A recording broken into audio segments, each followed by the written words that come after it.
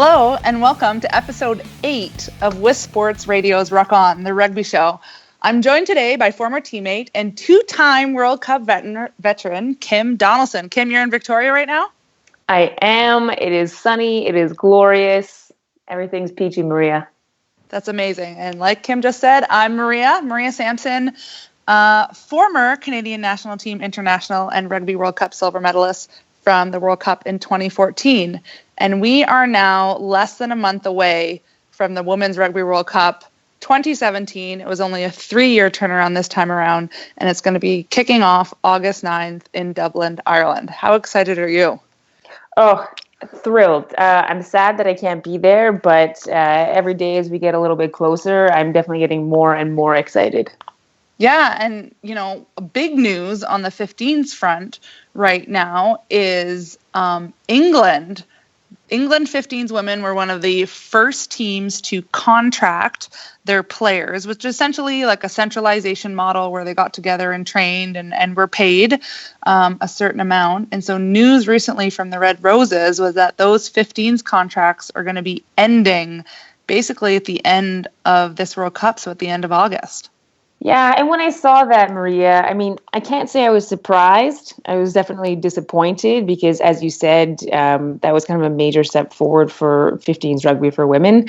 It just seems like the sport seems to be moving towards sevens more and more. There's some more popularity. There's some more money. As people know, it's now in the Olympics.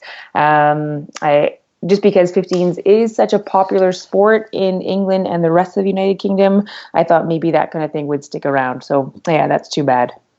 And, it is too bad, I guess, to have less of a structure. But my personal opinion is I'm not a huge believer in centralization when it comes to 15s. And so the RFU, which is the England Federation, they're continuing to invest in, the development of a women's domestic season.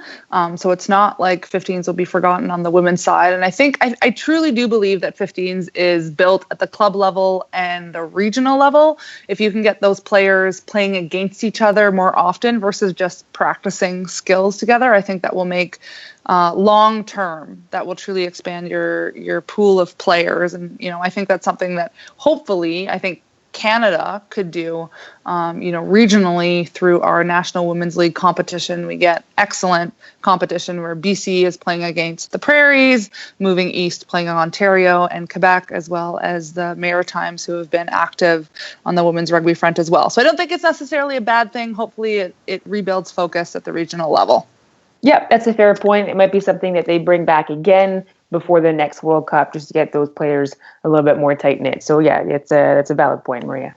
Yeah, and speaking of the World Cup, a flurry of team announcements have been coming out this past week. It's been absolutely insane. Give me your comments, Kimmy, on absolutely anything about the team announcements so far.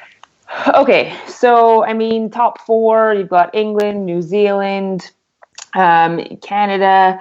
We've got just so much experience with New Zealand as well. Just looking at the rosters, the experience in some of these teams is phenomenal. England, 15 returning players from the last World Cup.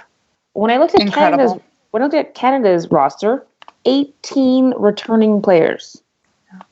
And That's phenomenal. When I think back to our own World Cup in 2014, where you and I were roomies, yes, we had a handful of returners. So to have 18 is incredible. That's right. And so I think maybe Canada has been a little bit slower to build than they would have liked, but just so much experience and talent moving into this World Cup. I'm excited to see how they perform. Yeah, absolutely.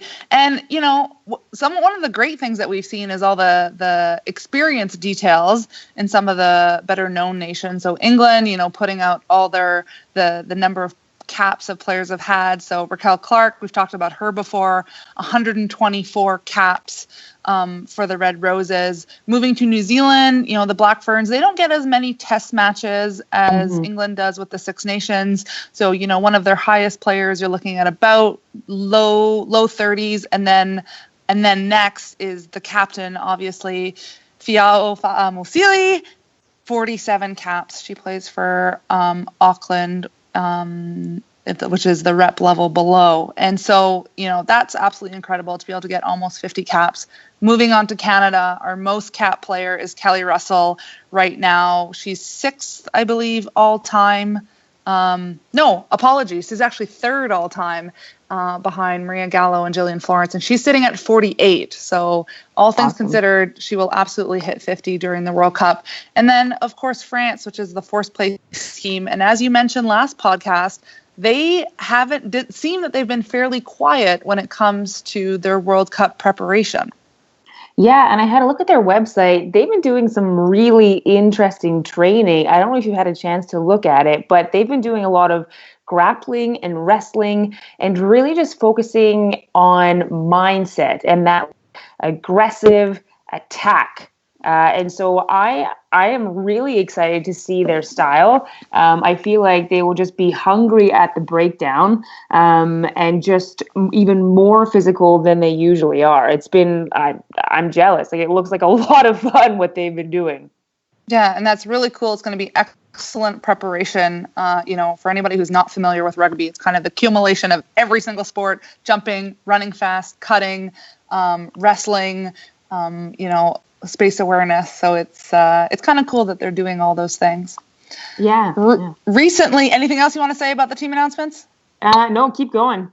Okay, the International Women's Rugby Series that happened at the beginning of June. I don't think we talked about it about midway through. We were just heading into that last game, which is on June 17th, where Australia took on Canada and New Zealand took on England. And there was a huge result, with England beating New Zealand 29-21, England scoring 5 tries. Yeah, the end of that tournament was exciting. I think just such a great opportunity for all those teams that were involved, and a good opportunity just to kind of fine tune things and any finalizations that coaches wanted to make in terms of rosters or maybe of style of play moving into the World Cup. Just such a great opportunity. Yeah, and so the International Women's Rugby Series, a 3-game round robin between New Zealand, Australia, England, and Canada.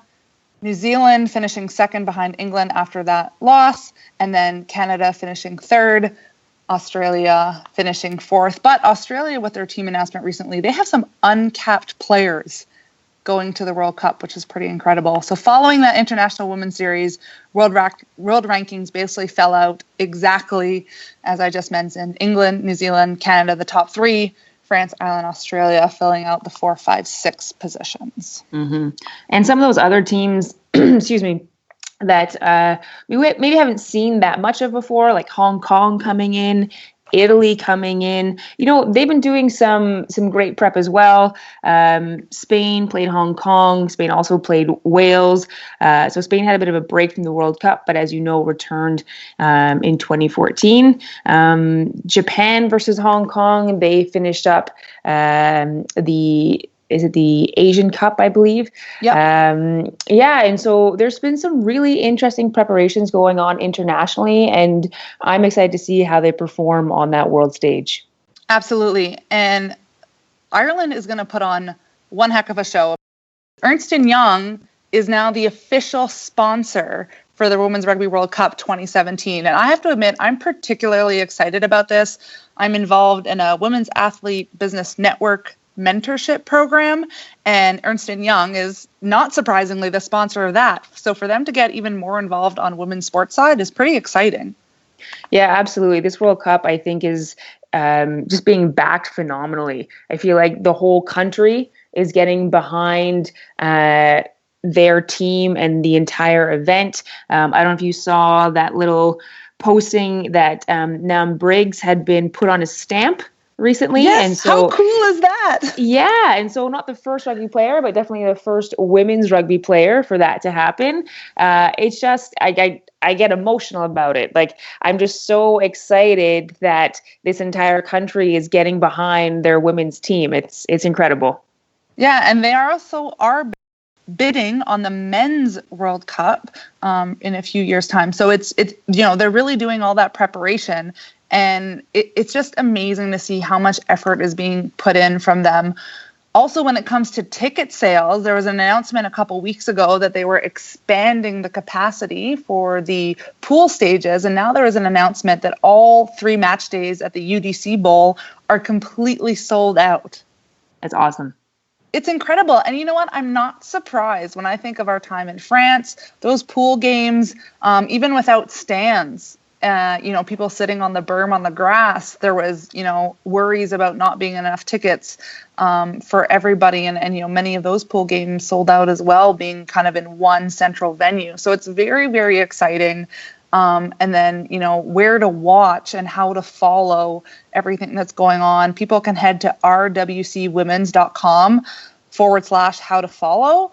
They can just search that in any search engine, and it will give you a listing of the broadcast schedule. There'll be some live blogs as games are being played, also live streaming. So you can kind of follow along as things are happening. And what's unique about the Women's World Cup is all the pool games are played on the same days. So different from the Men's World Cup where they play kind of staggered on different days. You won't necessarily get more than one game. You really get bang for your buck with all the pool games, 3 games on the 9th, 3 games on the 13th, 3 games on the 17th, for kind of within each pool. So you're getting a huge amount of games. And then the semifinals and finals, August 22nd and 26th. And that's right in Dublin, which is crazy exciting. Yeah, and I think the other great thing about having the World Cup in the UK or in Europe is because everything is so close together, I think you're more likely to get people to travel to come see their teams. And like you said, you are getting bang for your buck. I think that is wise marketing, trying to attract fans to this sport. But I mean, as you know, being in France, like we had people coming from all over the UK and other parts of Europe to come watch, and just having that immediacy and that kind of geographic closeness, I think is really gonna help the promotion of our sport and of this tournament. Yeah, and I have to apologize. It's actually 6 games a day, 3 pools, but 6 games a day because there's 2 games in each pool. And another thing about promotion is the Ireland Sports Tourism is getting on board as well. They're providing sponsorship to the Women's Rugby World Cup send-off that's happening in Toronto for the Canadian girls on July 25th, as well as helping out the USA Rugby with some of their preparation for their pre-camp. I believe it's a different organization in terms of a travel agency, but people from Ireland are really getting involved as well. So the World Cup pool, again, Canada is in Pool A with New Zealand, Wales, and Hong Kong.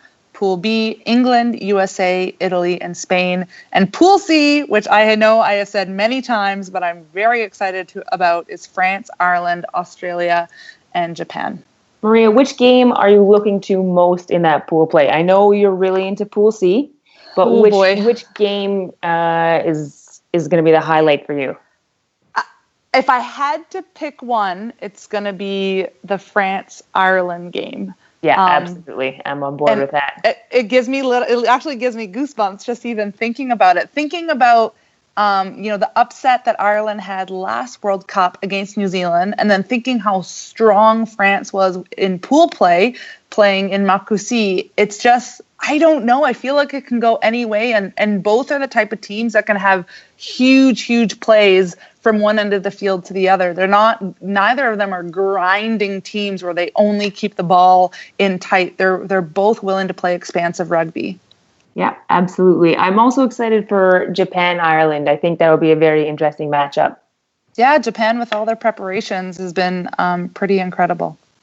That's it for this series of Ruck On. We hope you've enjoyed us sharing our insight into the sport and the upcoming World Cup, which is set to be an absolutely fascinating competition. Kimmy, thank you so much for joining me. I feel like we're back on tour again, chatting in our room. We were roommates for so many years while on the national team, and it's been fun to catch up.